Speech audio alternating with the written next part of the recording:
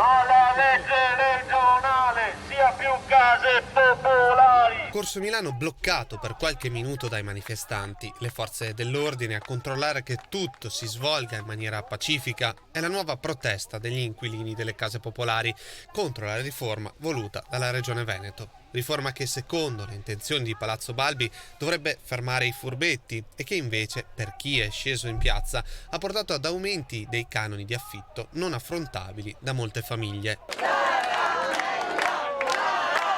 Io ho un bagno di 1,75 m per 1,15 m. Io l'anno scorso ho avuto un melanoma. Sono stata costretta a lavarmi col flessibile della doccia per farmi un bidet, perché non ho un bidet per praticamente con la sinistra mi lavavo. Sono dei bagni nel suo condominio, dei bagni con le turche, scale pericolanti. Scale pericolanti, la ringhiera, scale strette che c'erano persone disabili. Hanno trovato questi 200-300 furbetti, ok, a posto, sapevano già in parte chi erano perché li hanno messi dentro loro, amici degli amici, e gli altri 2000, 3000, come me, pensionati. Io sono una fortunata, prendo 1000 euro netti al mese e poi fanno i conti sull'ordo, ma io l'ordo cosa faccio? Pago l'affitto sulle tasse.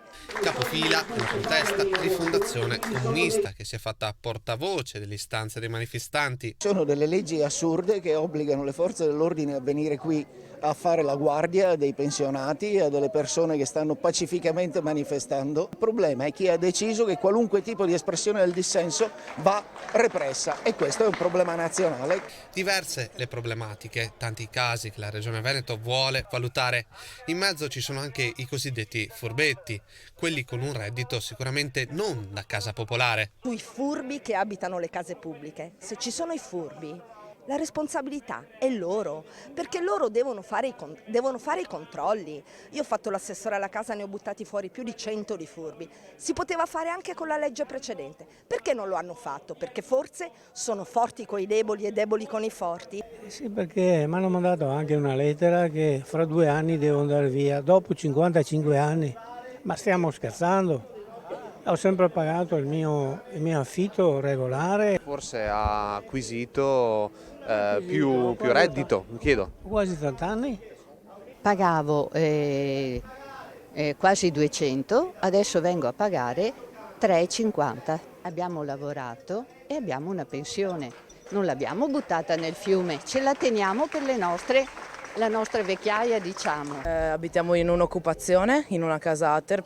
Noi abbiamo occupato un paio d'anni fa e abbiamo cominciato a ristabilire un qualcosa dentro ai palazzi abbandonati di Ater. Chi è in graduatoria magari quella casa occupata non può averla. Sì, certo. No. Beh, allora, sì, no, certo. C'è da contare il fatto che purtroppo però non funziona così, nel senso che quella casa, se non è occupata, rimarrebbe abbandonata. Queste persone chiedono una soluzione per l'aumento del canone, disposte sicuramente a pagare di più, dicono, non però il doppio o il triplo rispetto a quanto versato finora.